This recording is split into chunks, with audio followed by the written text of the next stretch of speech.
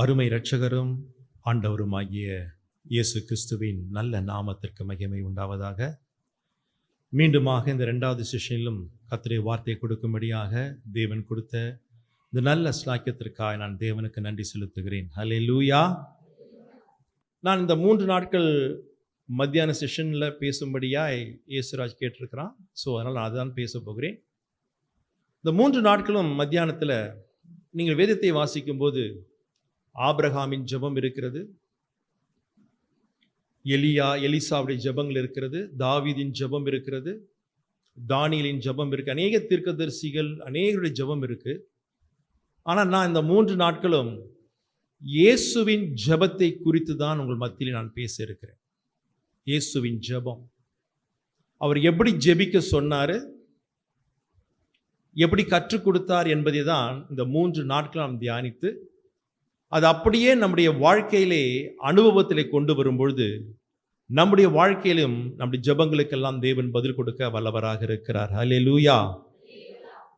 காலையிலே ஜெபத்துக்கு தடைகளை குறித்து தியானித்தோம். அந்த தடைகளை சரி செய்துவிட்டு ஆண்டவர் சொன்னது போல நாம் ஜெபிக்க ஆரம்பித்தால் மெய்யாகவே நம்முடைய வாழ்க்கையை கர்த்தர் முற்றிலுமாய் மாற்ற வல்லவராக இருக்கிறார். நான் மறுபடியும் கேட்கிறேன், இந்த 3 நாள் கூட்டம் எதற்காக ஒழுங்கு செய்யப்பட்டது? சொல்லுங்க, சத்தமாக சொல்லுங்க. நீங்களாம் பேச மாட்டீங்களாம்மா? செல்ல தான் பேசுவீங்களா? நேராக பேச மாட்டீங்களா? எதுக்கு இந்த 3 நாள் கூட்டத்தை ஒழுங்கு பண்ணாங்க? சத்தமாக பேசு. எதுக்கு பண்ணாங்க? நீங்களெல்லாம் என்னவாய் மாறணும்? ஜெப வீராங்கனையாய், வீரர்களாய் மாற வேண்டும். பல சபையிலேருந்து வந்திருக்கிறீங்க. நீங்க உங்க சபையில நீங்கள் ஒவ்வொருவரும் ஜெபிக்கிற வீரர்களாய் மாறினீங்கன்னா உங்க சபை தேவன் அளவில்லாமல் ஆசீர்வதிப்பார். உங்களில் இருக்கக்கூடிய ஜெப தீ மற்றவர்கள் மேல் அப்படியே பரவ பரவ சபை முழுவதும் ஜெபிக்க ஆரம்பித்து விட்டால் சபை யாரும் ஒன்றும் செய்யவே முடியாது. இன்னைக்கு என்ன குறைவு என்று சொன்னால் ஜெப குறைவு. மனிதர்களோடு கூட, பாய் ஃப்ரெண்டு கேர்ள் ஃப்ரெண்டோடு கூட, ஃப்ரெண்ட்ஸோடு கூட மணிக்கணக்காக பேசுவோம். செல்ல குசு குசு குசு குசுன்னு பேச முடியும். ஆனால் இயேசுகிட்ட மாத்திரம் நம்மளுக்கு பேச முடியல. காரணம், ஒரே ஜெபம் ஏன் இல்லை தெரியுமா? ஒரே ஒரு காரணம், இயேசுவின் மீது நமக்கு என்ன இல்லை தெரியுமா? அன்பு இல்லை. அந்த அன்பு இருந்துன்னா நம்ம யார்கிட்ட அதிகமாக பேசுகிறோம்? அன்போடு இருக்கணும். அதிகமாக பேசுகிற போல இயேசுகிட்ட அந்த அன்பு இருந்துன்னா நம்ம அதிக நேரம் அவரோட பேசி கொண்டிருப்போம். இந்த நாட்களுக்கு பிற்பதாக நிச்சயமாய் உங்களை அப்படிப்பட்ட பிள்ளைகளாக மாற்ற தேவன் வல்லவராக இருக்கிறார். ஹல்லேலூயா. வாசிக்க கேட்போம். லூக்கா எழுதின சுவிசேஷம் 11ஆம் அதிகாரம் முதல் வசனத்தை வாசியுங்கள். அவர் ஒரு இடத்திலே ஜெபம் பண்ணி முடித்த பின்பு அவருடைய சீஷரில் ஒருவன் இயேசுவை நோக்கி, ஆண்டவரே, யோவான் தன்னுடைய சீஷருக்கு ஜெபம் பண்ண போதித்தது போல நீரும் எங்களுக்கு போதிக்க வேண்டும் என்றான். எல்லாரும் கண்களை மூடுவோம். சகோதரிகள் எல்லாரும் தலைகளை மூடுவோம். பயத்துடனே பக்தியுடனே நாம் இயேசுவை நோக்கி நாம் ஜெபிப்போம். சர்வ சிருஷ்டிக்கும் எஜமானர், உன் சத்தத்தை கேட்பதற்கு அவர் ஆயத்தமாக இருக்கிறார். உன் சத்தத்துக்கு செவி கொடுக்க அவர் ஆயத்தமாக இருக்கிறார். எல்லாரும் அவரை நோக்கி நாம் ஜெபிப்போம். ஜெபிக்கலாமா? நீங்க ஜெபம் பண்ணுங்க. உங்களுக்கு என்ன ஜெபம் பண்றீங்களோ பண்ணுங்க. ஆவியானவர் உங்களோட பேசும்படியா எல்லாரும் ஜெபிப்போம். மகா இரக்கமும் கிருபையும் பரிசுத்தமும் உள்ள நல்ல பிதாவே, இயேசுவின் நாமத்திலே இந்த 2ஆம் செஷனுக்காய் நன்றியோடு ஸ்தோத்திரிக்கிறோம்.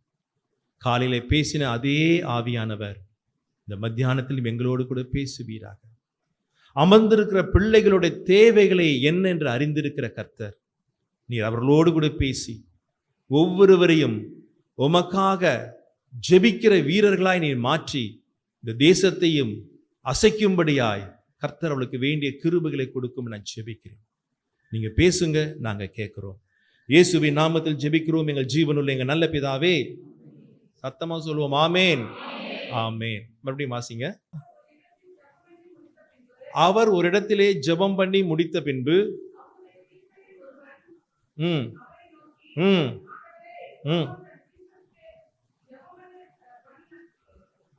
போதித்த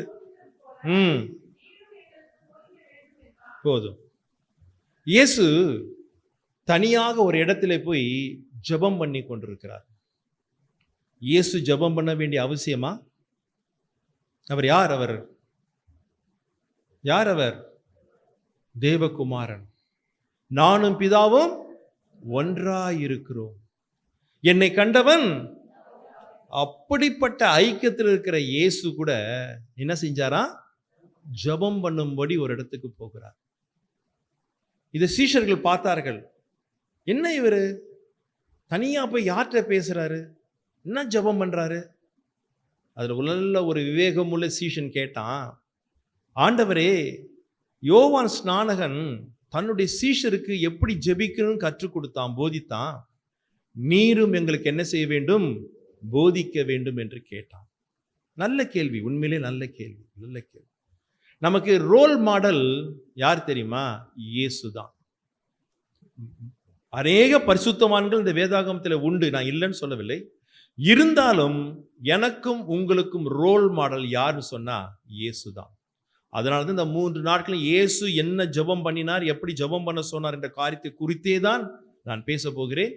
நாம் அப்படிப்பட்ட ஒரு ஜெப வாழ்க்கையில வரும்பொழுது நாம் ஜெபிக்கிற ஜெபத்துக்கு ஆண்டவர் கூப்பிடும் போதே பதில் கொடுக்க வல்லவராக இருக்கிறார். அதை கேட்டபொழுதுதான் அவர் கற்றுக் கொடுத்தார். மத்தேயு எழுதின சுவிசேஷம் 6ஆம் அதிகாரம் 9ஆம் வசனத்தை வாசிங்கள். நீங்கள் ஜெபம் பண்ண வேண்டிய விதமாவது, பரமண்டலங்களில் இருக்கிற எங்கள் பிதாவே, உம்முடைய நாமம் பரிசுத்தப்படுவதாக. போதும். அவர் நீங்கள் எப்படி ஜெபம் பண்ண வேண்டும் என்கிற விதத்தை ஆண்டவர் சீஷருக்கு சொல்லி கொடுத்தார். இது ஜெபம் அல்ல. எது ஜெபம் அல்ல? இந்த பரமண்டல ஜெபம். சில அநேகர் இந்த பரமண்டல ஜெபத்தை சொல்லிட்டு நான் ஜெபம் பண்ணிட்டேன் என்று சொல்லுவார்கள். இது ஜெபம் அல்ல. இது என்ன? ஜெபம் பண்ண வேண்டிய விதம், ஃபார்முலா. மேக்ஸ் ஸ்டூடெண்ட் தெரியும், ஃபார்முலா, நிறைய ஃபார்முலா இருக்கு. அந்த ஃபார்முலாவே பேப்பர் ஃபுல்லா எழுதி வச்சா டீச்சர் மார்க் போடுவாங்களா? சொல்லுங்க, போடுவாங்களா? மார்க்கு போடுவாங்க. என்ன போடுவாங்க? 0 போடுவோம். அதுவும் ஒரு மார்க் தான். 0 ஒரு மார்க் தான். 0 தான் போடுவாங்க. அந்த ஃபார்முலாவை யூஸ் பண்ணி நாம் என்ன போட வேண்டும்? அந்த சம் போட்டாதான் 100க்கு 100 மதிப்பெண் கிடைக்கும். இது ஒரு ஃபார்முலா, விதம், எப்படி நாம் செய்ய வேண்டும் என்பதை மிக அழகாக இயேசு நமக்கு கற்றுக் கொடுத்திருக்கிறார். முதல் எடுத்த உடனே நம்ம இன்னைக்கு அநேகருடைய ஜெபம் எடுத்த உடனே, ஆண்டவரே இதை தாரும் அதை தான், பெரிய மளிகை லிஸ்ட் வச்சிருப்போம். இதை கூடும், அதை கூடும், இதை கூடும், அதை கூடும், அதை கூடும், இதை கூடும். அந்த ஜெபத்துக்கு பதில் வராது.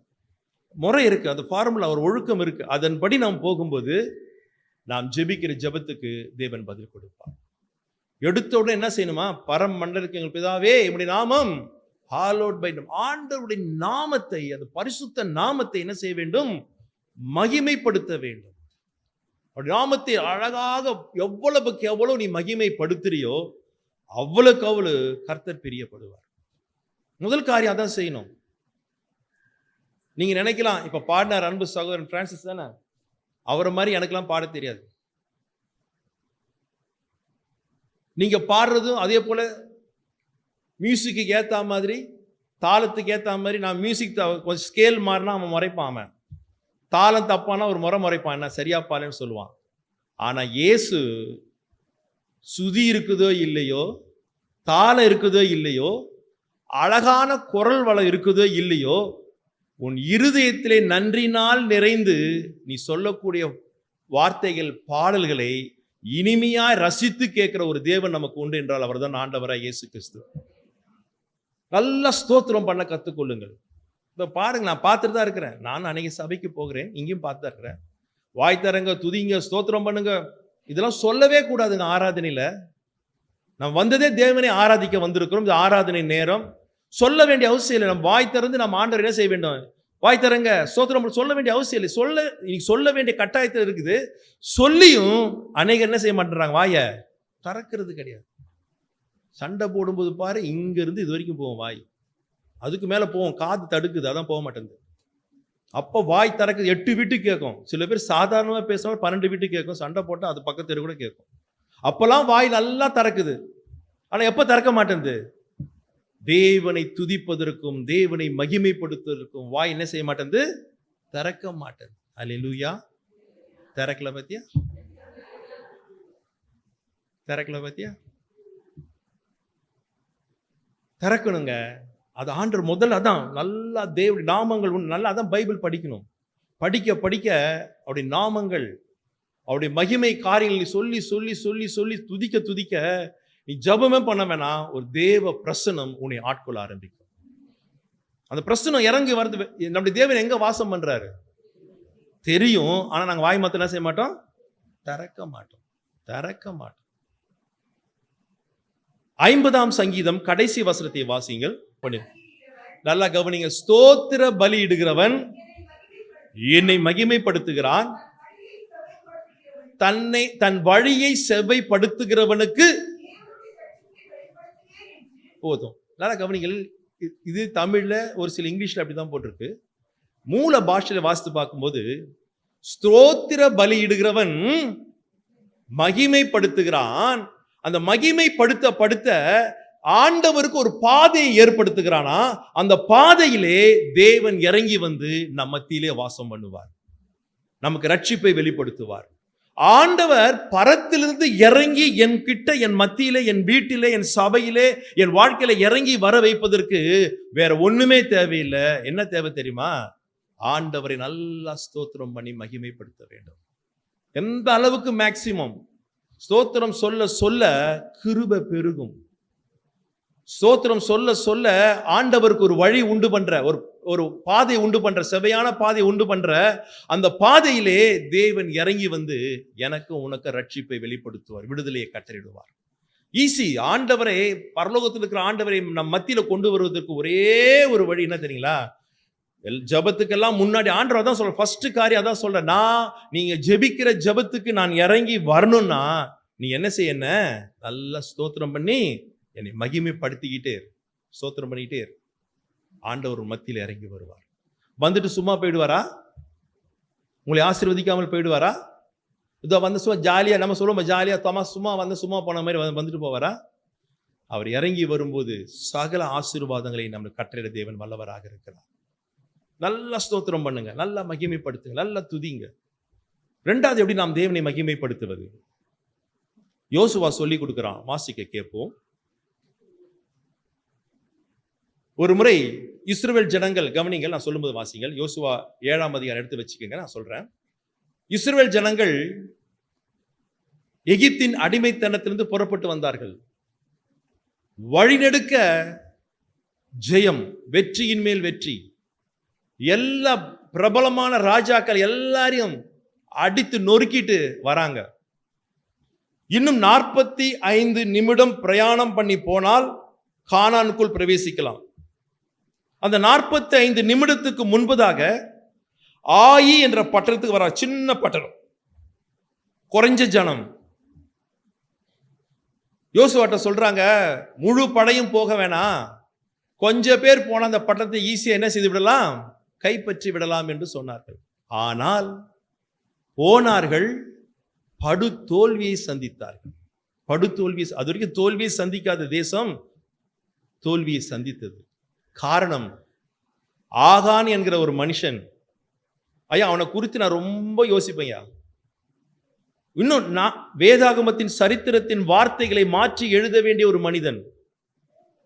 அடுத்த ஒரு 45 மினிட்ஸ் அவன் ஒழுங்கா இருந்திருந்தால், பைபிள்ல நம்ம சொல்லியிருக்கோம், யோசுவாவும் காலேபும் ஆகானும் வாக்குத்தத்தம் பண்ணப்பட்ட பூமியில் நுழைந்தால், 3 பேர் நுழைந்தால் என்று சொல்ல வேண்டிய நிலையில கடைசி அந்த 40 நிமிஷம் 45 நிமிஷத்துல மிகப்பெரிய பாக்கியத்தை இழந்தான். என்ன செய்தான்? ஆண்டவர் ஸ்பெசிபிக்கா சொன்னார், சாபத்தின ஒண்ணு என்ன செய்யாத, எடுக்காதுன்னு சொன்னார். ஆனா அவன் பாபிலோனிய சால்வையையும் கொஞ்சம் வெள்ளியையும் கொஞ்சம் தங்கத்தையும் எடுத்து ஒளித்து வைத்தான். அப்பதான் யோசுவா சொல்லுகிறான், வாசிக்க கேட்போம். 7ஆம் அதிகாரம் 19ஆம் வசனத்தை வாசிங்கள். அப்பொழுது யோசுவா ஆகானை நோக்கி, மகனே, நீ இப்பொழுது இஸ்ரவேலின் தேவனாய கர்த்தரை மகிமைப்படுத்து. நீ என்ன செய்ய, தேவன் என்ன செய்ய, மகிமைப்படுத்து. ஒன்றையும் மறைக்காத, நீ செய்த எல்லா பாவத்தையும் சொல் என்று சொல்லுகிறான். இரண்டாவது ஜெபத்துல நாம் ஜெபிக்கும் போது நம்முடைய வாழ்க்கையில இருக்கிற குற்றங்கள், குறைகளை, பாவங்களை நாம் என்ன செய்ய வேண்டும்? அறிக்கை செய்து விட்டுவிட வேண்டும். இதுவும் தேவனை மகிமைப்படுத்துவதற்கு அடையாளம். ஆகானே, இஸ்ரவேலின் தேவனை கர்த்தரை மகிமைப்படுத்து, ஒன்றையும் மறைக்காத, நீ செய்த பாவத்தை எல்லாம் என்ன செய்ய? அறிக்கையிடு. அறிக்கையிடு. நம் தேவ சமூகத்தில் வரும்போது பாவங்களை மறைக்கிறவன், அறிக்கை செய்து மறுபடி செய்கிறவன் யாருமா அது? யாருமா அது? புதுசு பைபிளா சொல்றீங்க, நான் சொன்ன தப்பா? நீங்க அறிக்கை செய்து விட்டு விட வேண்டும். அகைன் அண்ட் அகைன் செஞ்சு சொல்றதல்ல, அறிக்கை செய்து விட்டு விடுகிறவனுக்கு தேவன் இரக்கம் பாராட்டுவார். நம்ம ஜெபம் தடையில்லாமல் போகணுமா? என் ஜெபத்துக்கு தடையில்லாமல் பதில் வரணுமா? நான் ஆண்டவரை ஸ்தோத்தரிப்பது மாத்திரமல்ல, அந்த பிரச்சனை வரும்போது ஆவியானவர் உணர்த்துவார். ஆவியானவர் உணர்த்துவார். நேற்று நீ பேசின காரியம் சரியில்லை, கன்ஃபஸ் பண்ணு. நேற்று நீ செய்த காரியம் சரியில்லை, அறிக்கை பண்ணு. உணர்த்துவார். ஆவியானவர் உணர்த்துவார். நான் குடிக்கல, நான் விபச்சாரம் பண்ணல, வேசித்தனம் பண்ணல, எந்த தப்பு, அந்த மாதிரி நீங்க சொல்ற மாதிரி பெரிய லிஸ்ட் தப்புலாம் இல்லைங்க. அதெல்லாம் மாத்திரம் பாவம் இல்லைங்க. யாக்கோபு 4:17 வாசிக்கிறோம், நன்மை செய்யத்தக்க திராணி இருந்தும் அதுவும் பாவம்தான். நிறைய காரியங்கள் உண்டு, பாவங்கள் நிறைய காரியங்கள் உண்டு. 90 வயதுக்கு மேற்பட்டவன் ஏலி ஆசாரின் ஊழியக்காரன் தான். 3ஆம் அதிகாரம் 1 சாமுவேல் 3:13 வாசிக்கிறோம், நீ உன் பிள்ளை தவறு செய்வதை நீ கண்டிக்காமல் திருத்தாமல் போன பாவத்தின் நிமித்தம். பெற்றார்கள் தங்கள் பிள்ளைகளை கண்டிக்காமல் வளர்த்தா தேவனுடைய பார்வையில் அது கூட என்னவாய் மாறுது? பாவமாய் மாறுது. சாமுவேல் சொல்லுகிறான் 1 சாமுவேல் 12:23, நானும் உங்களுக்காக ஜெபிக்காமல் இருப்பேனால் அது எனக்கு பாவமாய் இருப்பதாக, அது எனக்கு தூரமாய் இருப்பதாக.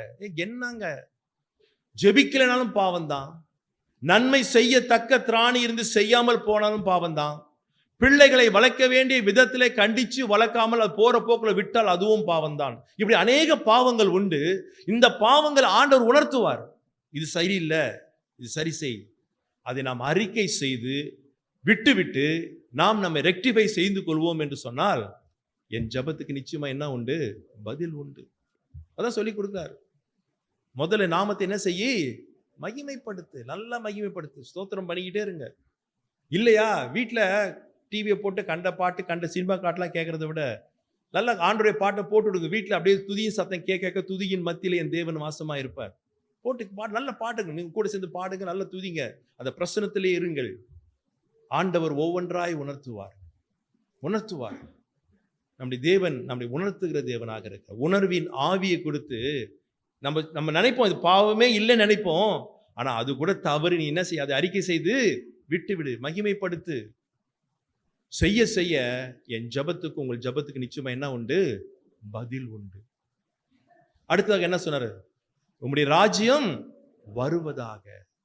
ராஜ்யம் வருவதாகனா என்ன அர்த்தம் சொல்லுங்க? ஆண்டவர் தான் சொன்னார், ஆண்டவரை மகிமைப்படுத்தி நீ பாவத்தை அறிக்கை செய்து தேவனை மகிமைப்படுத்தின உடனே என்ன செய்ய சொன்னாரா? உம்முடைய ராஜ்யம்னா என்ன? சொல்லுங்க, சத்தமா சொல்லுங்க, யாராவது ஒருத்தர் சொல்லுங்க பாக்கலாம். ராஜ்யம்னா என்ன வருது? நீங்க இந்த பரமல ஜெபம் எல்லாருக்கும் மனப்பாடமா தெரியல? தூக்கத்துல தண்டி கேட்டா சொல்லுங்க, கரெக்டா சொல்லுங்க, வந்துடும், லைனா வந்துடும். என்ன சொல்றோம், என்ன செய்யறோம், என்ன சொல்லி கொடுத்தாரு?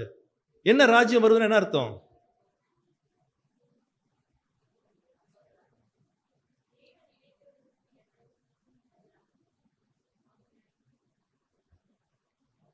மார்க் எழுதின சுவிசேஷம் 9ஆம் அதிகாரம் 1 வசனத்தை கொஞ்சம் வாசிங்களேன். அன்றியும் சுற்றி இருந்த சீஷர்களை நோக்கி, இங்கே நிற்கிறவர்களில் சிலர் தேவனுடைய ராஜ்யம் பலத்தோடு வருவதை காண்பு முன் மரணத்தை ருசி பார்ப்பதில்லை என்று மெய்யாகவே. இயேசு சொல்றதெல்லாம் மெய் தான். இதுல வேற மெய்யாகவே சொல்றேன்னு சொன்னா அது எவ்வளவு மெய்.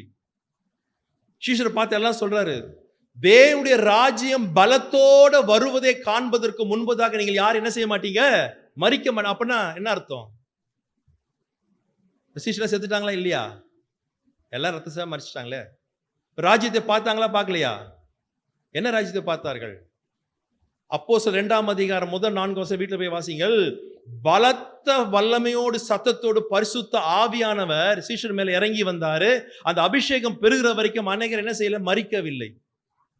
ஆண்டவர் ஜெபத்துல முதலாவது என்ன கேட்க சொல்ற தெரியுமா? வீடு வேணும், கார் வேணும், பங்களா வேணும், செல்போன் வேணும் கேட்க சொல்ல. என்ன சொல்ற? முதல்ல உங்களுடைய ராஜ்யம் வருவதாக. பரிசுத்த ஆவியானவர் வந்தாதாங்க அது ஜெபம்.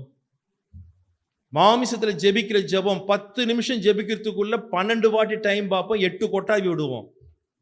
அதான் மாமிசம். மாம்சமானது ஒன்றுக்கும் ஆவியோ. அந்த ஆவி இருந்ததுன்னா என் ஜெபமே உங்க ஜெபமே வேற. ஏன் ஜெபிக்க முடியல? ஏன் கொஞ்ச நேரம் கூட ஜெபிக்க முடியல? ஏன் ஜெபிக்கணுன்ற எண்ணமே ஏன் இல்ல? உன்ன ராஜ்யம் சரியாய் நமக்குள் வரவில்லை. பரிசுத்த ஆவியான சரியாய் நமக்குள் அது வருவதற்காக தான் ஒரு தரிசனத்தோடு கூட இந்த கூட்டத்தை ஜேசுராஜ் ஏற்பாடு பண்ணியிருக்காங்க. உங்களை எல்லாருக்குள்ளேயும் அந்த ஆவியானவர் வந்துட்டானா யாரும் உங்களை பார்த்து ஜெபம் பண்ணு சொல்லவே வேணாம். உங்களுக்குள்ள இருக்கிற ஆவியானவர் உங்களை ஜெபிக்கும்படியாய் செய்வார். மாம்சம் கொஞ்ச நேரம் தான். அல்லேலூயா ஸ்தோத்திரம், பிரைஸ் தி லார்ட், ஆமென் ஆமென், அல்லேலூயா ஸ்தோத்திரம், இதை தாங்க அதை தாங்க அதை தாங்க, ஆமென் ஆத்திரம் தோத்திரம், முடிஞ்சு போச்சு. பவுல் சொல்கிறான், ரோமருக்கு எழுதின நிருபம் 8ஆம் அதிகாரம் 26ஆம் வசனத்தை வாசிங்கள். அந்தபடியே ஆவியானவரும் நமது பலவீனங்களில் நமக்கு உதவி செய்கிறார். ஏற்றபடி வேண்டிக் கொண்டது இன்னதென்று நாம் அறியாதிருக்கிறபடினாலே ஆவியானவர் தாமே வாக்கு கடங்காத பெருமூச்சுகளோடு கூட நமக்காக. இப்ப யார் ஜெபிக்கிறா சொல்லுங்க? இப்ப நீங்க ராஜ்யம் பரிசுத்த ஆவி உங்களுக்குள்ள வந்துட்டா யார் ஜெபிக்கிறா? நான் ஜெபிக்கல. யார் ஜெபிக்கிறா? எனக்குள்ள இருக்கிற ஆவியானவர் ஜெபிக்கிறார். அதுக்குதான் ராஜ்யம் வருவதாக. அது ஆவியானவர் உள்ள வந்துட்டார்னா நான் ஜெபிக்க வேணாம், அவர் உள்ளே இருந்து எனக்காக வாக்கு கடங்காத பெருமூச்சிலோடு கூட அவர் மணிக்கணக்காய் பேசுவார். மணிக்கணக்காய் பேசுவார். ஒரு மிஷனரி 1675ஆம் ஆண்டிலே இந்தியாவுக்கு வந்த ஒரு மிஷனரி. அவர் செய்த ஊழியம் பஞ்சாப் தேசத்துல. சமீபத்தில் பார்த்தீங்களா? நியூஸ் பார்த்தீங்களா? இந்திய தேசத்துல இது பஞ்சாப். ஏன் தெரியுமா? நான் விசுவாசிக்கிறேன் அந்த மனிதனுடைய ஜெபம்.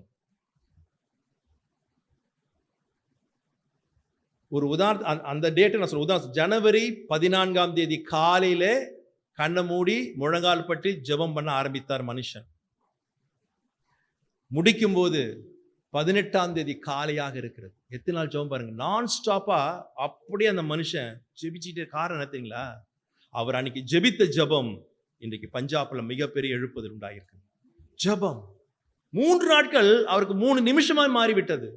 கண்டினியூ. டேவிட், அந்த மிஷனரி பேர் டேவிட் சம்திங் வரும். கண்டினியூ 3 நாளுங்க. அவர் சுத்தி என்னன்னு தெரியல. அவர் அந்த ஜெபத்துக்கு காரணம் தெரியுமா?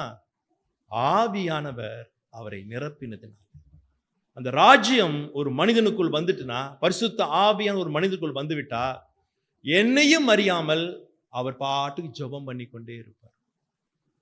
இயேசு அதிகாலையிலே இருட்டோடு எழுந்து வனாந்தரமான ஒரு இடத்திற்கு போய் ஜெபம் பண்ணினார். நைட்டு 9 மணிக்கு படுத்துட்டு காலை அதிகாலை எந்திரிக்கல. பைபிள் படிச்சிருக்கீங்களா? மார்க் 1ஆம் அதிகாரம் 32 வீட்டில் போய் வாசிங்க. அந்த ஊர்ல ஊழியம் பண்ணுகிறார். அவங்க வீட்டுக்கிட்ட அநேக பிசாசு பிடித்தவர்கள், அநேக வியாதிஸ்தர்கள் வந்தார்கள். அவர் எப்போ ஜெபம் பண்ணி முடிச்சாரு தெரியாது. 35ஆம் வசனத்துல வாசிக்கிறோம், அதிகாலையிலே இருட்டோடு கூட எழுந்து ஜெபம். ஏன்? ஆவியானவர் அவருக்குள்ள யார் இருந்தா? ஆவியானவர் இருந்தார். நாம் நல்ல கவனிங்கள். நான் மறுபடியும் நான் இயேசுவை தான் உங்களுக்கு முன் உதாரணமாய் சொல்லுகிறேன். லூக்கா எழுதின சுவிசேஷம் 3ஆம் அதிகாரம் 21ஆம் வசனத்தை வாசிங்கள். ஞானஸ்தானம் பெற்று, இயேசுவும் ஞானஸ்தானம் பெற்று போதும் போதும் ஜெபம் பண்ணுகையில், அந்த வசனம் தான். இயேசு என்ன செஞ்சாரு? இயேசு என்ன எடுத்தாரு? நம்ம தான் எடுக்க மாட்டோம். 1008 கேள்வி கேட்போம். இயேசுவே பாவமே அறியாதவர், பாவமே இல்லாதவர், பாவமே செய்யாதவர், என்னிடத்தில் பாவம் உங்களிடத்தில் உண்டோ என்று கேள்வி கேட்ட இயேசு கூட கர்த்தருடைய வார்த்தைக்கு கீழ்ப்படிந்து என்ன எடுத்தாரு? ஆனா சபையில விசுவாசிங்க ஒன்னும் எடுக்காம இருக்கிறாங்க. அவரும் போய் ஞானஸ்நானம் எடுத்தார். எடுத்துட்டு ஜெபம் பண்ணார். என்ன ஜெபம் பண்ணாரு? BMW கார் கேட்டாரா? இல்ல வெள்ளை ஜிப்பா, வெள்ளை பைஜாமா வேஷ்டி கேட்டாரா? என்ன ஜெபம் பண்ணாரு? என்ன கேட்டாரு? என்ன ஜெபம் பண்ணான்ற ஜெப குறிப்பு அங்க இல்ல.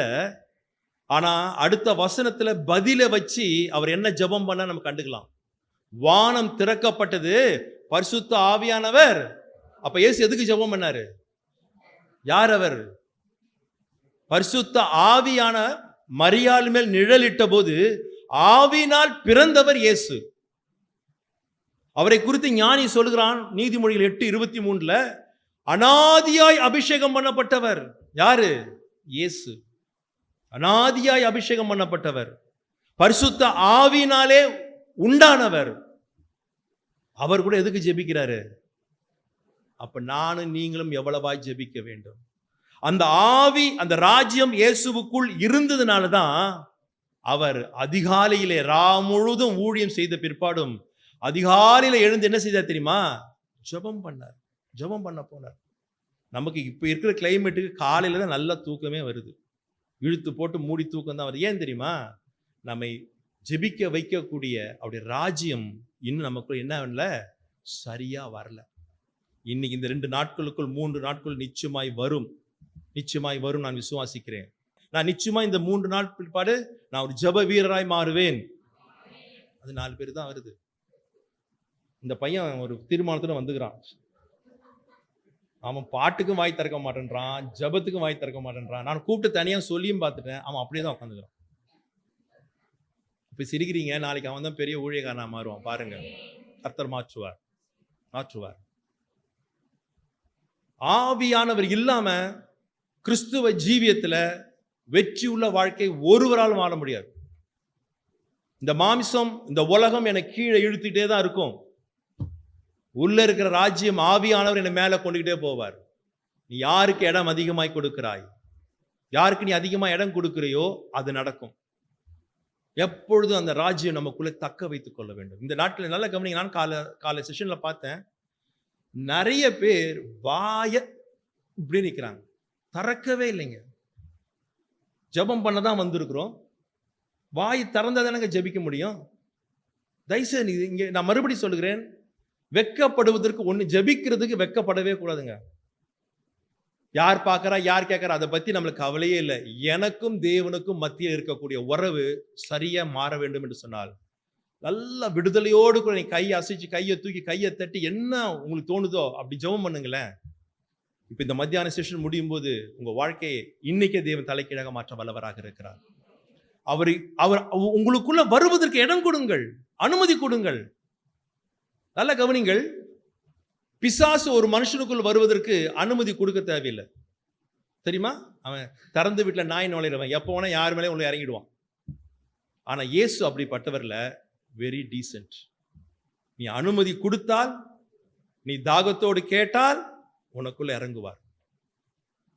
ஆனா அவரு உன்னை விட்டு போகும்போது சைலண்டா போயிடுவார். தெரியாது நீ பாவம் செய்யற, அநியாயம் செய்ய ஆரம்பிச்சுட்டா போயிடுவார், தெரியாது.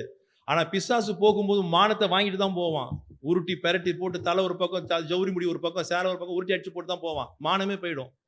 ஆனா பிசாசு அப்படி ஆண்டவர் அப்படி இல்லைங்க. Very decent. அமைதலா வருவார், அமைதலா போவார்.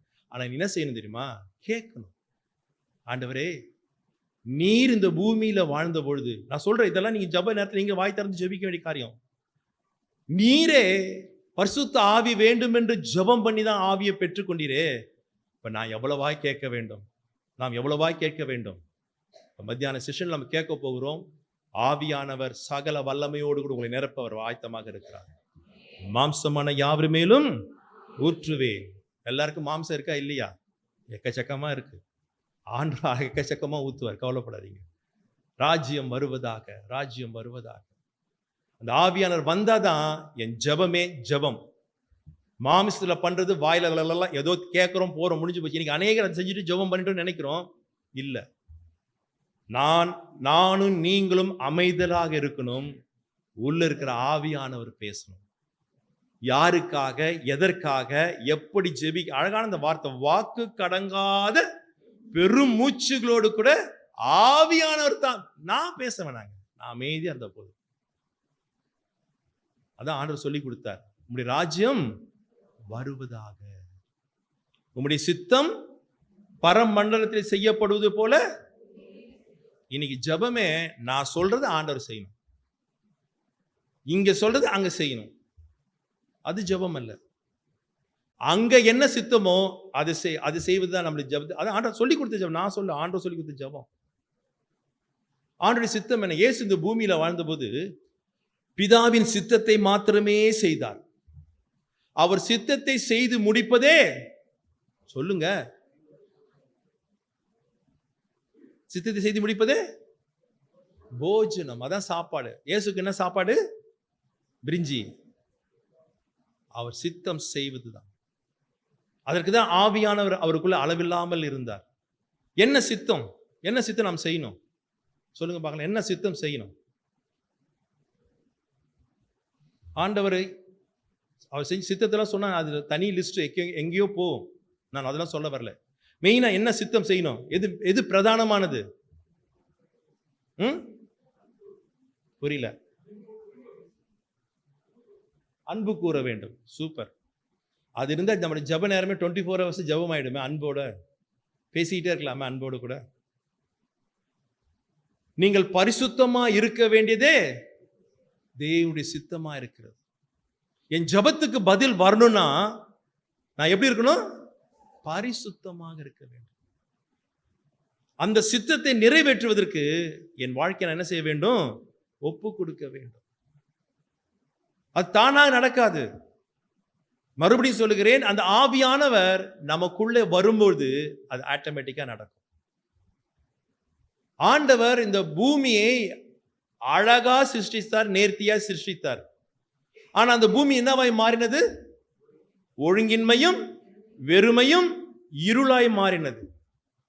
ஆதியாகமம் 1 அதிகாரம் 2 ஆனா 31 அதிகார கடைசி வசனத்தை வாசிக்கும் போது, ஆதியாகமத்தின் 1 அதிகார கடைசி வசனத்தை வாசிக்கும் போது, இது மிகவும் நல்லது, வெரி குட் என்று ஆண்டவரே சர்டிபிகேட் கொடுக்கிறார். ஒழுங்கின்மையும் வெறுமையும் இருளாய் இருந்த பூமி இப்ப என்ன மாறிடுச்சு? Very good. எப்படி வெரி குட்? எப்படி மாறிச்சு? எப்படி மாறிச்சு? ஆவியானவர் ஜலத்தின் மேல், ஐயா, அந்த ஆவியானவரை எனக்குள்ள அசைவாட விட்டா, அப்படி ஃப்ரீயா ஆவியானவருக்கு ஃப்ரீயா இடம் கொடுத்தா, என் வாழ்க்கையை பார்த்து ஆண்டவர் சொல்லுவார் வெரி குட். ஏன்? அந்த ஆவியானவர் பேர் என்ன தெரியுமா? ரோமர் 1:5 வாசிக்கிறோம், பரிசுத்தமுள்ள ஆவியானவர். பரிசுத்த ஆவியானவர், பரிசுத்த முள்ள ஆவியானவர். அவர் உள்ள வந்துட்டாருன்னா, அதான் ஆண்டவர் சொல்ல, ஜெபத்தோட அந்த அர்த்தத்தை புரிங்க. அந்த அந்த அந்த அந்த அனுபவத்துக்குள்ள வர வர என் வாழ்க்கையிலே என் ஜெபத்துக்கெல்லாம் தேவன் பதில் கொடுக்க வல்லவராக இருக்கிறார். அதுக்கு என்ன செய்யணுமா? பவுல் சொல்றான், இப்பிரபஞ்சத்திற்கு ஒத்த வேஷம் தெரியாமல் தேவனுடைய நன்மையும் பிரியமும் பரிபூர்ணமான சித்தம் இன்னதென்று பகுத்தறியத்தக்கதாக உங்கள் மனம் புதிதாகிறதுனாலே மறுரூபமாகுங்கள். ரோமர் 12:2 வாசிக்கிறோம்.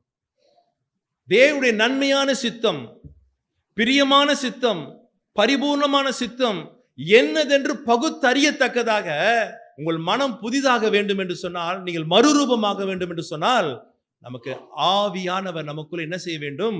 அசைவாடுவதற்கு இடம் கொடுத்தால் என் வாழ்க்கையில் இருக்கிற ஒழுங்கின்மை முதல்ல போகும்.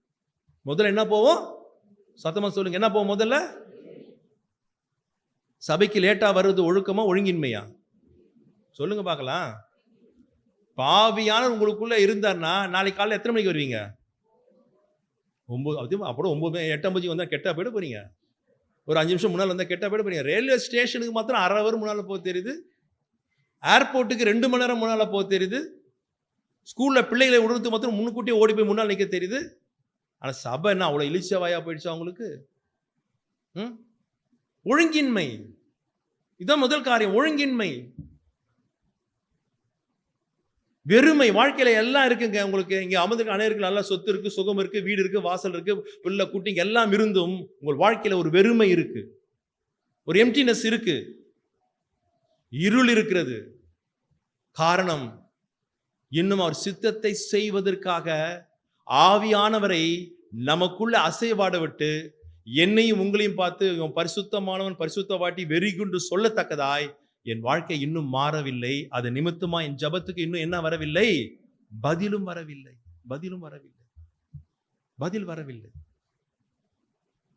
நம்முடைய வாழ்க்கையை நல்ல கவனிங்கள். நம்மளை சுத்தம் செய்யக்கூடியது இந்த வசனத்துக்கு மகா பெரிய பங்கு உண்டு. எத்தனை பேர் விசுவாசிக்கிறீங்க? எத்தனை பேர் ஆமென் சொல்ல முடியும்? உம்முடைய சத்தியத்தினாலே பரிசுத்தமாக்கும். உம்முடைய வசனமே சத்தியம். இதுதாங்க இந்த வார்த்தை மிக முக்கியங்க. நம்முடைய வாழ்க்கையை தலைகீழாக மாற்றக்கூடியது. அவர் சித்தத்தை அறியணுமா? இங்க வாங்க. இது இருக்க எல்லா மறைபொருள்களையும் உங்களுக்கு விளக்க வேண்டுமா? யார் விளக்கி கொடுப்பா? எந்த பாஸ்டர் தேவையில்லை, எந்த பைபிள் டீச்சர் தேவையில்லை. ஆவியான ஒருவர் இருந்தா போதும். அவர் இருந்தா போதும். சகலத்தையும் உனக்கு கற்றுக் கொடுக்க வல்லவராக இருக்கிறார். தயவு செய்து நான் மறுபடியும் சொல்லுகிறேன், நம்ம இன்னும் கொஞ்ச நேரத்தில் ஜெபிக்க போகிறோம். செய்தி கம்மி தான். ஏசுரா சொல்றான், செய்தி குறைட்ட நேரம் தான், ஜெபத்துக்கு தான் நம்ம அதிக நேரம் செலவு செய்ய போகிறோம். போராட போகிறோம். போராட வேண்டும். பவுல் சொல்ற, நான் ஜெபத்திலே போராடுவது போல நீங்களும் சொல்லுங்க. வாய்த்த சத்தமே வர மாட்டேன். அப்ப ஜெபத்துக்கு போராட போறீங்க? சொல்லதான் போராட்டம். ஜெபத்தில் போராடணும். இப்ப கொஞ்ச நேரத்தில் போராட போகிறோம். ஆண்டவரே, உம்முடைய ராஜ்யம் உள்ள வரட்டும் அப்பா. எனக்கு வேற ஒண்ணும் வேணாம். நான் ஜெபிக்கணும்னு வாஞ்சிக்கிறேன். ஆனா என் மாமிசம் எதிர்த்து நிக்குது, ஒத்துழைக்க மாட்டேங்குது.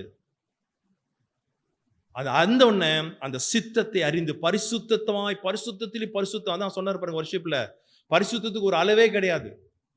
பரிசுத்தமா இருக்கிறவன் இன்னும் பரிசுத்தமாகட்டும். இன்னைக்கு ஒரு மில்லிமீட்டரா, நாளைக்கு ஒரு மில்லிமீட்டர் கொஞ்சம் கொஞ்சமாய் வளர்ந்தாலே போதும். அவர் வரும்போது அவர் இருக்கிறவனமாய் மாற கர்த்தர் நமக்கு உதவி செய்வார். அந்த சித்தத்தை அறிந்து நாம் எவ்வளவு நம்மை பரிசுத்தமாய் காத்துக் கொள்கிறோமோ அவ்வளவுக்கு அவ்வளவு என் ஜெபத்துக்கு தேவன் நிச்சயமாய் பதில் கொடுப்பார். உம்முடைய ராஜ்யம் வருவதாக, உம்முடைய சித்தம் பரமண்டலத்தில் செய்யப்படுவது பூமியில செய்யப்படுவதாக. அடுத்து, எங்களுக்கு வேண்டிய ஆகாரத்தை ஏற்கனவே கொடுத்துட்டார் 1 மணிக்கு. இன்னும் வேற என்ன வேணும்? சாயங்காலம் டீ போண்டாவா? என்ன ஆகாரம் வேணும்? நம்ம 1 மாசத்துக்கு ப்ரொவிஷன் வாங்கி வச்சுட்டு டெய்லி கேட்போம், ஆண்டவரே ஆகாரம் தான், ஆகாரம் தான். எவ்வளவு மாயமானமான வாழ்க்கை. அந்த ஆகாரம் இல்லைங்க. அந்த ஆகாரம் இல்லை. வசனமாகிய கேட்கணும். காலையில் எந்திரிச்சோன்னே ஆண்டவர்கிட்ட இன்னைக்கு வேண்டிய மன்னா வைத்தார். இன்னைக்கு வேண்டிய மன்னா வைத்தார். ஒரு வார்த்தை போதுங்க. அந்த நாள் முழுவதும் கர்த்தர் உன்னை நடத்த வல்லவராக. ஒரு வார்த்தை போதும். ஒரு வார்த்தை, ஒரே ஒரு வார்த்தை. நம்ம தான் எடுக்கணும். வாசிக்கிறோம், யாத்திராகமம் 16ஆம் அதிகாரத்தில் வாசிக்கிறோம் 4ஆம் டெய்லி காலையில போய் நம்ம என்ன செய்யணும்? வசனத்தை சொல்லுங்களேன், சத்தமா சொல்லுங்க. பொறுக்கு சொல்லுங்க, தப்பு கிடையாது. வசனம் பைபிள் அப்படிதான் பொறுக்கணும். டெய்லி நம்ம தான் பொறுக்கணும். நம்ம அதை செய்ய மாட்டோம். அப்படியே கண்ணு முடிஞ்சு நேராக கேலண்டரில் போய் கை வைப்போம். அந்த நாளில் என்ன வசனமோ அந்த வசனத்தை, அது இல்லை, அது இல்லை. இங்க பொறுக்கணும். இந்த 66 புஸ்தகத்துக்குள்ள பொறுக்கணும். அந்த காலை நேரத்தில் நீ ஜெபம் பண்ணும்போது ஆவியானவர் உன்னோடு கூட என்ன செய்வாரு? பேசுவார். அந்த ஒரு வார்த்தை சொன்னா பாருங்க, இயேசுராஜ் அணுகுண்டு வாழ்க்கையை மாத்தும். அந்த நாளுக்கு உனக்கு என்ன, நீ என்ன பிரச்சனையோடு கூட, என்ன போராட்டத்தோடு கூட, என்ன எதிர்பார்ப்போடு போய் நிற்கிறியோ அந்த அந்த அந்த சூழ்நிலைக்கு ஏற்ற ஒரே ஒரு வார்த்தை உன் வாழ்க்கையை அப்படியே தலைகீழாக மாற்றும். உன்னை அப்படியே சந்தோஷமாய் களி கூறும்படியாய் செய்யும். களி கூறும்படியாய் செய்யும். வார்த்தை மிக முக்கியம். எது வரைக்கும் வாசிக்கணும்? இஸ்ரவேல் மக்கள் கானான், அதே 16ஆம் அதிகாரம் கடைசி வசனம் வாசித்து பார்த்தீங்கன்னா, கானானுக்குள் பிரவேசிக்கிற வரைக்கும் மன்னா என்ன செய்தது? அது வரைக்கும் நீ பரம கானானுக்குள் நுழையிற வரைக்கும் இந்த வசனம் தான் உன்னை அங்க கொண்டு போய் சேர்க்கும். வேத வசனங்களை ஆராய்ந்து பாருங்கள், அவைகளால் உங்களுக்கு நித்திய ஜீவன் உண்டு என்று எழுதியிருக்கிறது. இது ஆராயுங்க, இது ஆராயுங்க. நம்ம இதை ஆராய மாட்டோம். சபைக்கு யார் வர, யார் போறா, அது காதல் கம்மல் புதுசா, கோல்டா, டூப்ளிகேட்டா, பட்டு புடவை, இந்த கதெல்லாம் ஆராயுவோம். எது ஆராய மாட்டோம்? இது ஆராய மாட்டோம். இது ஆராயுங்க. மரிக்கிற வரைக்கும், இல்ல இயேசுவின் வருகை மட்டும் இந்த மன்னாவை டெய்லி நாம் என்ன செய்யணும்? பொறுக்கணுங்க. இங்க சபையில வந்து பாஸ்டர் வாக்குத்தத்தம் கொடுப்பாரு, அந்த ஊழியக்காரர் வாக்குத்தத்தம் கொடுப்பாரு, டிவியை பார்த்துட்டு யூடியூபை பார்த்துட்டு வாக்குத்தத்தை பார்த்து ஏமாந்து போகாதீங்க. நீங்க டைரக்டா வாங்க. உங்களுக்குன்னு தனியா வார்த்தை ஆண்டவர் வச்சிருக்காரு, உங்களுக்குன்னு வச்சிருக்காரு. நீங்க வாங்க, இங்க வாங்க, கேளுங்க ஆண்டவர்கிட்ட, ஆண்டவரே இன்றைக்கு வேண்டிய ஆகாரத்தை இன்றைக்கு எனக்கு தார். பாருங்க, உலகத்திலேயே பைபிள் சொல்லுது, வாசிக்கலாமா? உபாகமத்தின் புஸ்தகம் 4ஆம் அதிகாரம் 7ஆம் வசனத்தை வாசிங்கள். உபாகமம் 4:7. சரி, இந்த வசனம் எல்லாருக்கும் தெரியும். ஏன் தெரியுமா? இது ஆராதனை வீரர்கள் எல்லாரும் பாட சொல்லக்கூடிய வசனம். வாசிங்க. நாம் தேவனை தொழுது கொள்ளுகிற போதெல்லாம் அவர் நமக்கு சமீபமாய் இருக்கிறதை போல இவ்வளவு சமீப பெற்ற வேற பெரிய ஜாதி எது? நீங்க ஆராதிக்கும் போது ஸ்தோத்திரம் பண்ணுங்க, துதிங்க, அல்லேலூயா சொல்லுங்க, சத்தமா சொல்லுங்க, வாயை தரங்க, இதெல்லாம் சொல்லவே கூடாது. நீங்க உண்மையா தேவனை தொழுது கொண்டீங்கன்னா உங்க பக்கத்துல யார் இருக்கிறா தெரியுமா? உன் ஃப்ரெண்டு இருக்கிறத விட என் தேவன் கூட இருப்பார். தேவனை இவ்வளவு சமீபமா பெற்ற வேற ஜாதி எதுன்னு அருமையா. அடுத்த வசனம் வாசிங்க, அதை நான் சொல்ல வந்தேன். வாசிங்க, 8 வாசிங்க. நல்ல கவனிங்க. இந்த நாளில் நான் உங்களுக்கு விதிக்கிற இந்த நியாயப்பிரமாண வேதாகமத்துக்கு முழுமைக்கு ஒத்த ஈக்குவலான நீதியுள்ள கட்டளைகளையும் நியாயங்களையும் பெற்றிருக்கிற வேற பெரிய ஜாதி எது? ஜாதின்னா உடனே நினைச்சுக்காதீங்க நாயக்கர், செட்டியாரு, நாடாரு நினைக்காதீங்க. நேஷன். உலகத்துல எந்த தேசத்துல இதுக்கு ஈக்குவலா ஒரு புக் இருக்கு நீங்க சொல்ல முடியுமா? யாருக்குமே இல்ல. கர்த்தர் நமக்கு கொடுத்திருக்கிறார். சத்தம் வரலையே? அல்லேலூயா வரலையே? உலகத்துல யாருக்கு இது இவ்வளவு ஈக்குவல் புக் உலகத்துல எவனுக்குமே இல்லைங்க. எந்த ஜாதிக்கும் இல்லை, எந்த நேஷனுக்கும் இல்லைங்க. எனக்கும் உங்களுக்கு கொடுத்திருக்காரு. நம்ம இதை நேசிக்கிறோமா, வாசிக்கிறோமா? அதான் ஆண்டவர் சொல்ல, டெய்லி காலை ஆண்டவர் இன்னைக்கு வேண்டிய ஆகாரத்தை தார், எங்கள் ஆகாரத்தை தார். எனக்கு வசனம், ஒரு வசனம், ஒரு வார்த்தை நல்ல கவனிங்க. உண்மையாய் சொல்லுகிறேன், பரிசுத்த ஆவியின் ஒத்தாசையோடு உண்மையாய் நீங்கள் வாசிச்சீங்கன்னா ஒரே ஒரு அதிகாரம் வாசித்தால் கூட போதும். அதுல இருந்து ஒரு வசனத்தை கொண்டு கர்த்தர் நம்மோடு பேசுவார். எத்தனை பேர் விசுவாசிக்கணும்? எத்தனை பேருக்கு அந்த அனுபவம் இருக்கு எனக்கு தெரியல. எத்தனை பேருக்கு அந்த அனுபவம் தெரியல? நீங்க வாசித்து பாருங்க. அப்படி நெத்தில அடிக்கிற மாதிரி பேசுவார். நான் பிரசங்கம் பண்ணி கொடுக்க, நான் வந்து கிறிஸ்தவன் கிடையாது. எங்க அப்பா கோயில காலட்சேபம் பண்ணக்கூடியவர். நான் நாஸ்திகனா இருந்தவன். இந்தியாவின் தென்கோடி இருக்கிற திருச்செந்தூர், ராமேஸ்வரத்திலிருந்து வடக்கே இருக்கிற ஹரிதுவார், ரிஷிகேஷ், காசி வரைக்கும் நான் போகாத கோயில் கிடையாது, கும்பிடாத தெய்வம் கிடையாது. எங்க அப்பா அப்படிதான் வளர்த்தார். அப்புறம் நான் அதை விட்டு வெளியே வந்து ஆண்டவரே கடவுளே இல்லை என்று சொல்லி நாஸ்திகனாக 10 வருஷம் வாழ்ந்தவன் தான். ஆனா என்னையும் ஆண்டவர் சந்தித்தார். என்னையும் உங்களுக்கு முன்பதாய் தேவன் சாட்சியா நிறுத்தியிருக்கிறார். நான் சண்டே ஸ்கூல் கூட போனது கிடையாது. எந்த பைபிள் காலேஜுக்கு போனது கிடையாது. எனக்கு தெரிஞ்சது அன்னிலிருந்து இன்னைக்கு வரைக்கும் ஒண்ணு தான், படிக்க தான் தெரியும். நான் டெய்லி படிப்பேன். தமிழ் பைபிள், இங்கிலீஷ் பைபிள் வச்சிருப்பேன். டெய்லி படிக்க தான் தெரியும். படிக்க தான் ஒவ்வொரு நாள் ஒவ்வொரு காரியமாய் கற்றுக் கொடுத்து தான் கர்த்தர் என்னை உருவாக்கி வைத்திருக்கார்.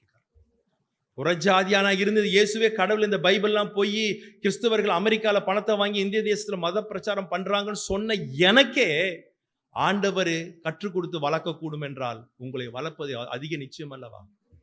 நீங்க பரம்பரை கிறிஸ்தவர்கள், ஜாதியில கிறிஸ்தவர்கள், ஊர்ல கிறிஸ்தவர்கள், எல்லாத்திலும் கிறிஸ்தவர்கள். உங்க வாழ்க்கை தேவனோடு கூட, இந்த வசனத்தோடு கூட இருக்க அனுபவம் என்ன? கேட்கிறோமா? டெய்லி கேட்கிறோமா? ஒரு வார்த்தை கேட்கிறோமா?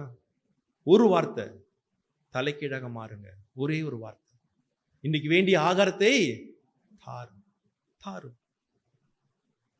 படிக்கிறோம், படிச்சுட்டு அப்படியே வச்சுட்டு போயிடக்கூடாதுங்க. என்ன படிச்சோமோ கொஞ்ச நேரம் அதுக்கு மனசுல கொண்டு வந்து அப்படியே தியானம் பண்ண ஒவ்வொரு வசனத்தை கொண்டு ஆண்டவர் நம்மோடு பேசுவார். இந்த பைபிள் இருக்கிற எல்லா வசனத்துக்கும் அர்த்தம் வேற எங்கேயோ இல்லை, இந்த பைபிளுக்குள்ளதான் இருக்கு. பைபிளுக்குள்ளதான் இருக்கு. கரெக்டா உங்களுக்கு இந்த வசனத்துக்கு அந்த வசனத்தை ஆவியானவர் சேர்த்து கற்றுக் கொடுப்பார். ஏசாயா 34:16 வாசிக்கிறோம், கர்த்தருடைய புஸ்தகத்திலே தேடி வாசியுங்கள், அவளை ஒன்றும் குறைவுபடாது, ஒன்றும் ஜோடி இல்லாதிராது. சொல்ல மாட்டீங்களா? அப்படி வாய் சொல்லிட்டு அப்படி ஆவி சேர்க்கும். ஆவியானவர் சேர்ப்பார். அதுக்கு தான் ஆவியார் கொடுக்கப்பட்டிருக்கார். ஆவியானவர் சேர்ப்பார். டெய்லி ஜெபத்துல கேளுங்களேன். இந்த காரியம் வர வர உங்க வாழ்க்கை தலைகீழாக மாறிவிடும். தலைகீழாக மாறிவிடும். இன்றைக்கு வேண்டிய ஆகாரத்தை எங்களுக்கு தாரும். வாசிங்க அடுத்தது. மனப்பாடமே சொல்லாம நானே சொல்லிட்டு போயிடுவேன். நீங்க சொல்லுங்களேன். என்ன கடன் எவ்வளோ வாங்கி 1000 வாங்கினா 2000 வாங்கிருக்கீங்களா? நீங்க வேறங்க தேங்காய் பத்தியே நான் கடன் வாங்கி தான் அன்னசிகளில் வாங்கி தான் சட்னி அரைச்சிட்டு வந்தேன் இன்னைக்கு. அந்த கடனா? எந்த கடன்? பாவக்கடன். காலையிலேயே சொன்னேன், நம்முடைய ஜெபத்துக்கு பதில் வரணும்னா ஒருவர் செய்த ஒரு குற்றத்தை நாம் என்ன செய்ய வேண்டும்? மன்னிக்க வேண்டும். அந்த வார்த்தை எனக்கு ரொம்ப பிடிக்கும். உங்கள் கடனாளிகளை நீங்கள் அது கூட முடிச்சு சொல்ல மாட்டீங்களே. மன்னிப்பது போல அங்கதான் இருக்கு. எந்த அளவுக்கு நீங்க மன்னிக்கிறீங்களோ அந்த அளவுக்கு தான் உங்க தப்பிதங்களையும் குற்றங்களையும் கர்த்தர் என்ன செய்வார் தெரியுமா? மன்னிப்பார். அப்படி நீங்க மன்னிக்கலன்னு சொன்னா என்ன ஆயிடும்? எனக்கு மன்னிக்கப்படும். எனக்கு இப்ப மன்னிக்கப்படாது இல்ல, ஏற்கனவே மன்னிச்சதோட கேன்சல் ஆயிடும். நான் சொல்ல பைபிள தான் சொல்லுது. பைபிள தான் சொல்லுது. ஒருத்தன் உதாரணமா பைபிள 18ஆம் அதிகாரம் மத்தியில சொல்லிருக்கு. அவன் ஒரு 10,000 ரூபாய் ஒருத்தர் கடன் வாங்கியிருந்தான். அவன் எஜமான் என்ன செஞ்சான்? மன்னிச்சு விட்டுட்டான். எதற்கு யார் வந்தா? இவன்கிட்ட வாங்கின 100 ரூபாய் கடன் பட்டம் வந்தான். அவனை தோல்ல துண்டை போட்டு இழுத்து நீ கொடுத்தாதான் விடுவேன் அப்படின்னு சொல்லிட்டு அவனை போட்டு படாப்படுத்துறான். உங்களை மாதிரி நல்லவன் ஒருத்தங்க இருந்தான். அப்படியே போய் ராஜாட்ட சொல்லிட்டான், ராஜாவே ராஜாவே நீ 10,000 மன்னிச்ச, இவன் 100 கூட மணி அப்படியே போட்டு கொடு, நம்ம மக்கள் கிளடிங்க. உடனே இவன் கூப்பிட்டான், டேய் நான் உனக்கு இறங்குனேனே, உனக்கு நான் மன்னிச்சேனே, நீ அவனுக்கு இறங்க வேணாமா? இவனை கொண்டு போய் எங்க போட சொன்னாரு? எங்க போட சொன்னாரு? ஆமா வாசிங்கம்மா 18ஆம் அதிகாரம் கடைசி 2 வசனத்தை வாசிங்கம்மா. ம் ம் ம் ம் உபாதிக்கிறதுல கொண்டு போய் அவனை என்ன செய்ய சொல்லிட்டாரு? அடுத்த வசனம் வாசிங்க, நல்லா கவனிங்க. சத்தத்தை கேட்டுக்கொண்டிருக்கிற நீங்களும் அவனவன் தன் சகோதரன் தன் சகோதரி தன் மாமியார் செய்த தப்பிதங்களை எப்படி மன்னிக்கணுமா? சில பேர் இருக்கிறாங்க தெரியும், பார்த்து சொல்லுவோம் பாத்தீங்களா, நான் மன்னிச்சாலும் அந்த ஆண்டவன் மன்னிக்க மாட்டான் சொல்லுவோம் பாத்தீங்களா. இங்க யாரும் இருக்க மாட்டீங்க, நீங்க நல்ல பிள்ளைங்க. அப்ப தேவதூதன் சொல்லுவான், ஆண்டவரே உன்னை பார்க்க ஒருத்தன் பெரியவன் கீழே உட்காந்துக்கிறான் பாரு, ஒருத்தன் உன்னோட பெரியவன், அவன் மன்னிச்சிருவானா, நீ மன்னிக்க மாட்டீரான். என்னடா டைலாக் விடுறீங்க? இந்த டைலாக்லாம் ஒண்ணுத்துக்கு உதவாது. மனப்பூர்வமாய் மன்னியாமற் போனால் என் பரமபிதாவும் இப்படியே செய்வார். தயவு செய்து ஜபத்துக்கு பதிலுக்கு தடை நான் மறுபடியும் ஆவியான சபைக்கு சொல்லுகிறார். இன்னும் இங்க அநேகர் கசப்போடு இருக்கிறீங்க, இன்னும் அநேகர் இருக்கிறீங்க. தயவு செய்து ஈகோ வேணாங்க. Ego good for nothing, good for nothing. மிகப்பெரிய ரிலேஷன்ஷிப்பை ஸ்பாயில் பண்ணக்கூடியது ஈகோ. தயவு செய்து நீங்க அதான் சொல்றேன், மன்னிப்பது போல. அப்படி மன்னிக்கலன்னு சொன்னா உன் பாவங்களும் மன்னிக்கப்பட, ஏற்கனவே மன்னிச்சது கேன்சல் ஆயிடும். அடுத்ததாக சீக்கிரமாக நான் ஜெபிக்க போகிறோம். சீக்கிரமாக எங்களை சோதனைக்கு உட்படுத்த பண்ணாமல் தீமையிலிருந்து எங்களை விலக்கி ரட்சித்துக் கொள்ளும். மிக முக்கியமான காரியம். ஆண்டவருக்கு நம்ம சொல்ல வர்றதுல, என்னால சுயமா ஒன்னும் பண்ண முடியாது. தீமைக்கு என்னால் விலக்கி கொள்ள முடியுமா? விளக்க முடியுமா? நம்மள மாத்தி விடுமா? 100% you must be depend upon the God. ஒவ்வொரு நாளும் 100க்கு 100% நாம் யாரை தான் சார்ந்திருக்கணும்? ஆண்டவரை மாத்திரம் சார்ந்திருக்க வேண்டும். என்னால தீங்குக்கு என்னால விலக முடியாது. என் மாம்சம் செய்ய சொல்லும், சூழ்நிலை என்னை தள்ளும். நான் யாரை சார்ந்திருக்கணும்? ஆண்டவரே உம்முடைய துணை இல்லாமல் என்னால என்ன செய்ய முடியாது? ஒன்று செய்ய முடியாது. அதனால கவனிங்கள், சுருக்கமாக ஒரு காரியம் சொல்லி நான் முடிக்கிறேன். ஆபிரகாமை கர்த்தர் அழைத்தார். அழைச்சிட்டு நான் காண்பிக்கிற எந்த தேசம் சொன்னாரா? ரூட்டு சொன்னாரா?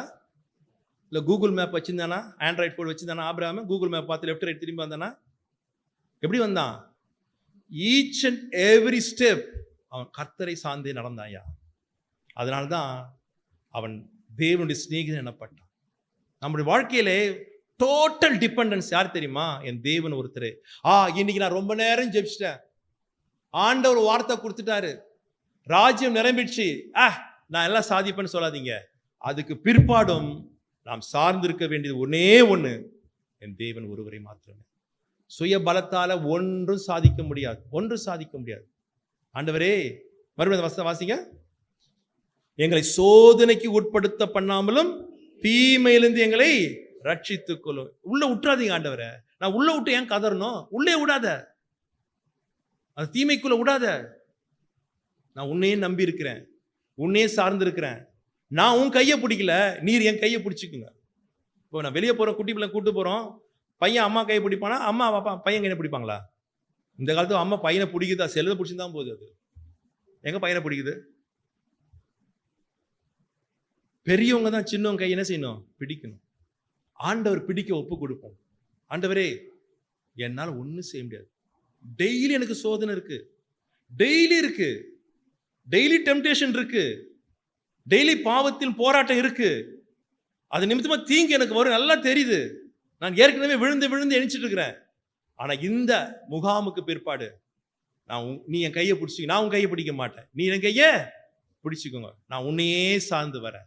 வனாந்தரத்திலே நேசரின் மார்பிலே சூளைமித்தால் சாய்ந்து வந்தாலும் வசனம் இருக்கு உன்னத பாட்டில், நான் உன் கூடயே சாய்ந்து வரேன், நீ விரும்புற இடத்துக்கு என்னை கொண்டு போ. டிபெண்ட் அப்பான் தி லார்ட். கடைசி என்ன எப்படி முடிச்சார் ஆண்டவர் அந்த அதிகாரத்தை? ஆரம்பம், ஜபத்தின் ஆரம்பம் தேவனை மகிமைப்படுத்துவதாக இருக்க வேண்டும், ஜபத்தின் முடிவும் தேவனை மகிமைப்படுத்தக்கூடிய ஜபமாக இருக்க வேண்டும். நம்ம நல்லா ஜபிப்போம், எல்லாம் ஜபிச்சு முடிச்சு ஆமேன் ஆத்திரம் தோத்திரம் முடிஞ்சு போச்சு. நீங்க எத்தனை பேர் விசுவாசத்தோடு கூட நான் கேட்ட ஜபத்துக்கு தேவன் பதில் கொடுத்துட்டார் என்று சொல்லி எத்தனை பேர் தேங்க்ஸ் பண்ணிருக்கீங்க? நம்ம ஜபத்தின் முடிவுல தேங்க்ஸ் இருக்கா? ஒரே வார்த்தை, எல்லா துதிகன மகிமை எல்லாம் உமக்கே, முடிஞ்சு போச்சு. சில பேர் ஜெபிவான் பாத்துறீங்களா? இந்த சிறிய ஜபத்துக்கு பெருக்கமான பதில் தார். அடப்பாவீங்களா, இதெல்லாம் எங்க கண்டுபிடிச்சு வந்து தெரியல. இவர் சின்னதான் ஜெயிப்பாராம், ஆனா பதில் மட்டும் எப்படி வரணுமா? வராது. ஒவ்வொரு நாள் நான் ஜபம் பண்ணி முடிச்ச ஆண்டவர் சொல்லி கொடுத்தாரு, முடிவு எப்படி தெரியுமா இருக்கணும்? தேவனுக்கு நல்லா தேங்க்ஸ் பண்ணணும், தேங்க்ஸ் பண்ணணும். தானியேல் எப்படி ஜெபித்தான் சொல்லுங்க? 6ஆம் அதிகாரம் 10ஆம் வசனத்துல, பத்திரத்துக்கு கையெழுத்து வைக்கப்பட்டது அறிந்திருந்தும் முன் செய்து வந்த ஜபத்தின் வழக்கத்தின்படியே பலகணிகள் திறந்திருக்கிற 3 வேளையும் ஜபம் பண்ணி ஸ்தோத்திரம் பண்ணி தான் ஜபத்தை முடிச்சான்.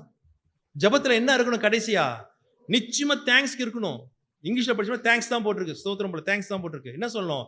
நான் இன்னைக்கு இதுக்கெல்லாம் ஜெபித்தேன், அந்த ஜபத்துக்கு நீர் பதில் கொடுத்துட்டீங்க, உமக்கு நன்றி, தேங்க்யூ ஜீசஸ். அப்படி சொல்லி முடிச்சு பாருங்க. அடப்பாவமே, நான் ஒன்றும் செய்யவே இல்லை, அதுக்குள்ள தேங்க்ஸ் சொல்லிட்டாங்களே அப்படி சொல்லிட்டு ஆண்டவர் என்ன செஞ்சு தெரியுமா? அந்த ஜபத்துக்கு பதில் கொடுத்துருவார். தேங்க்ஸ் பண்ண, நல்லா கொஞ்சம் தேங்க்ஸ் பண்ணுங்க, நல்லா தேங்க்ஸ் பண்ணுங்க. அதான் விசுவாசம். That is the faith. கிரியை இல்லாத விசுவாசம் நம்மகிட்ட கிரியை கிடையாது. விசுவாசம் கிடையாது, கிரியும் கிடையாது, ரெண்டுமே கிடையாது. கிரியையில காண்பிப்போம். விசுவாசிங்க. கண்டிப்பா நான் பேசும்போதே கேட்பேன், கூப்பிடுவதற்கு முன்பதாகவே ஆண்டவர் சொல்லியிருக்காரு. இப்ப நான் பேசும்போது கேட்டாரா? கேட்கலையா? கேட்டிருக்காரு. இந்த ஜபத்துக்கு பதில் கொடுத்தாரா? கொடுத்திருக்காரு. நீங்க தேங்க்யூ சொல்லுங்க, நன்றி, கொஞ்சம் தேங்க்ஸ் பண்ணுங்களேன். நீங்க என்னத்தெல்லாம் ஜபிச்சீங்களோ அதுக்கெல்லாம் தேங்க்ஸ் பண்ணுங்களேன். நிச்சயமாய் உங்கள் ஜெபத்துக்கு பதில் உண்டு. நான் சொல்லவில்லை, இயேசு சொன்ன ஜெபம் மாதிரி.